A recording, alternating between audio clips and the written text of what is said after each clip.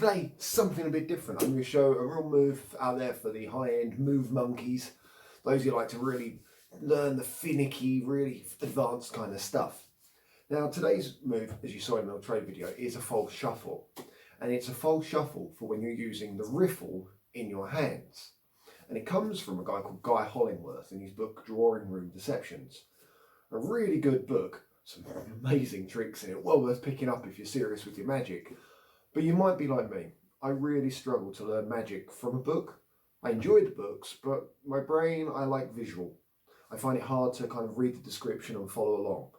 So when I was learning this false shuffle, I found it really hard to do. So today's video will hopefully make that a little easier for you. So we'll go over the shoulder. I'll show you it from a couple of angles as well. You should find it pretty straightforward once you see it. And I hope you find it really useful. And at the end of the video, I'll do a quick, simple, at the table riffle, false shuffle as well, just for those who want to know how to do a table one. But today's focus is the much cooler in the hands false shuffle. So let's get started, shall we? Okay, so the false riffle. As I said, it's in Guy Hollingworth's book, well worth getting, some really good tricks in there, just difficult. So I'm assuming that you already know how to do a riffle shuffle. If you haven't, I did a tutorial on it ages ago. This kind of stuff. And obviously if you were standing, it doesn't make much difference to the move. That's an in the hands riffle. Oh, it's a bit squeaky today, aren't I? And then when I refer to a table riffle, which I'll talk about more at the end, if you don't know what the difference is, that's where you're doing it. Maybe while playing poker. Okay. So that's the two types of riffle shuffle. And we're going to focus on that in the hands one. So the false one, what I would do is I would get you need a relatively newish deck. Okay, if it's too beaten up, it's going to be no good to you. You want them to have a bit of slip and slide. And I would advise you to just put the deck in half and turn half over.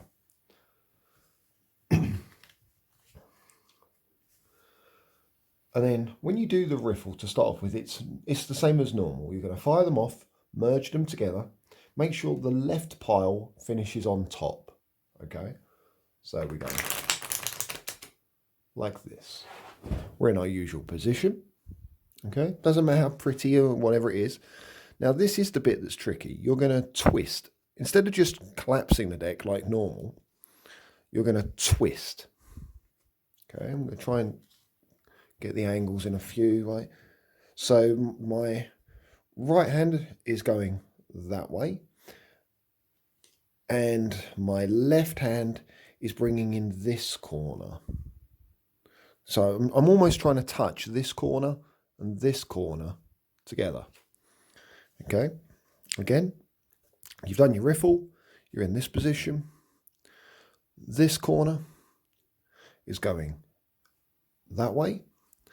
This corner is coming to meet it. So it's a diagonal bend. And this is the bit that was hard to follow in the book. Now when you do that, what will happen is, when you release the cards, they kick. You end up with a perfect split between the two packets. And then all you have to do is grab in a biddle grip, middle finger and thumb, and you've got a break between them, and then you just use the finger, pull them out, and then if this deck was up the other way, you would just whack it on top and nobody would be able to see the difference. But then what you end up with is a perfect false shuffle. Again. So, let's see. We'll go in. My hand's a little cold today. I find this a bit harder than normal. Apologise for the rubbish shuffle. And you just fire it off. Let's try and get one good one. It is January, if you're seeing this one day, and it's freezing cold. And my hands have not warmed up. That's better, isn't it? Yeah. We go in. This one, this corner in, You don't need to touch your fingers or anything like that. I'm just trying to exaggerate the movement so you can see it. Fire them off. And then separate. I'm trying to do it really slowly. You'll see here, it's kind of like almost kind of like coming out of a weird pharaoh shuffle or something like that. So now if I do it with a bit of flow.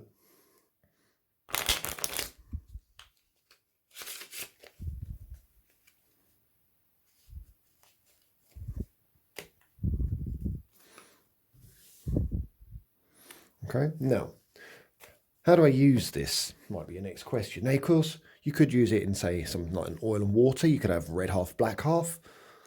That'd look pretty cool, if I'm honest. You could also do it with 4 cards selected. So if we find the 4 aces, which is what I did in one of the takes on the demo video, I think. Where's the other ace? There it is.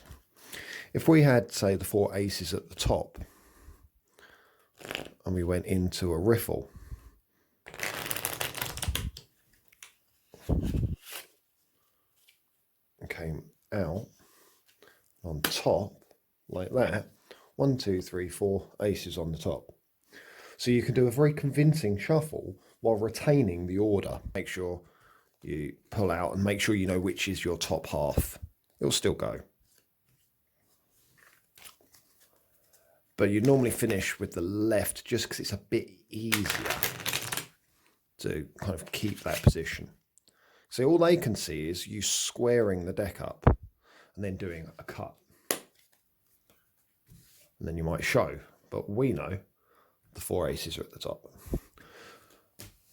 Now, just to be certain, I'm going to quickly pick up the camera, move it around. I'm just going to do it from this angle, just the once. Just for anybody who wants to see it from a different angle. So if I just do a half and half. Okay. So you're coming in, you're doing your normal, twist, fire off, pull them out, on, and show. So this is the false riffle from Guy Hollingworth. Right, now I'm going to pause the camera. Cut.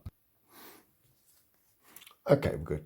Now what I'm going to do, just for those who want to see how to do it, if you're doing a table riffle, it's a simpler move to do a false one. But just for those who are thinking, oh, is there a version? You do your riffle at the table. Try and do a decent riffle at the table. Not something I practice, if I'm honest. I'm more of an in-the-hands kind of guy.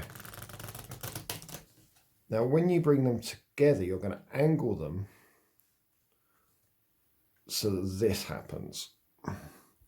What main shot? There we go. So as I push them together, I can then keep pushing through until I get to the point where I can, with this hand, grab that other half and pull it back out again. This is why you need a decent deck, because with a battered old deck it won't work. But the table riffle is really just that. It's, if I just take a couple so I can hold them up, as you're pushing them in, you're going on the table, you would go like this,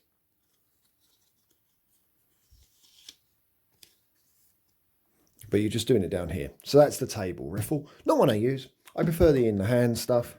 But there you go, Mr. Hollingworth at his finest. Well worth picking up for any more advanced people out there. Thanks for watching. Subscribe and I'll see you next time.